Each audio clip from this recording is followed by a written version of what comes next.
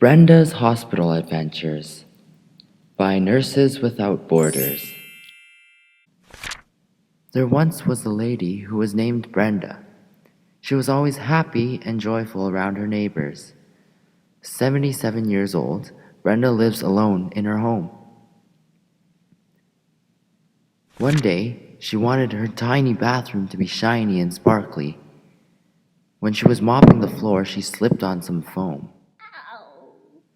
She landed on her right hip. With a crack and a thump, she began crying in pain. She crawled downstairs to grab her phone. Dialing 911, the operators told her to stay put and apply some ice. Brenda was admitted to Unit 81 at Rocky View General Hospital, remained in bed rest, couldn't eat, and had to get an open reduction internal fixation surgery, all because of her broken right hip bone. Brenda's hip hurt so much when she sat down, she tried time and time again to get out of her bed. The nurses had to turn her bed alarm on. I wish I could move around, She yelled. She's been independent with her activities of daily living her whole life. Living with no husband, no children, she's not used to being handheld. Later that night, Brenda went into surgery. What a relief. The joint can finally be stabilized. The first day after surgery, Brenda was woken up in the middle of the night. Brenda was woken up to walk 10 steps, and the nurses put a catheter against her pleas. Brenda yelled and screamed and fought with displease. I can do all of these things by myself. Post-op day 2, the nurses woke Brenda up for breakfast. They sat right beside her and explained that they are there to help.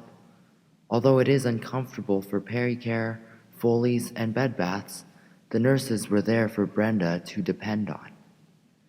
The nurses promised to give Brenda more freedom if Brenda let them help. Only then can she begin to care for herself in a safe way. Brenda understood that she needed help. Her Foley came off, her dressing was changed. She let the nurses help her move around. She was relieved when the physiotherapist came to teach her about her mobility restrictions and about exercises to strengthen her muscles again. She was starting to gain her independence back. Yay!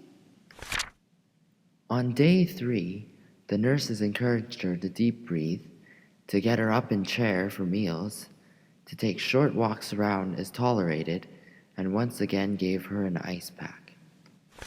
On discharge day, the nurses recommended resources and reinforced her precautions for her physical activities.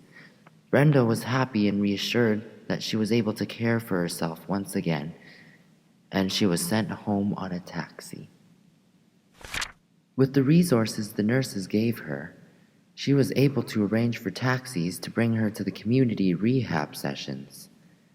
She thought she was the luckiest lady in the galaxy.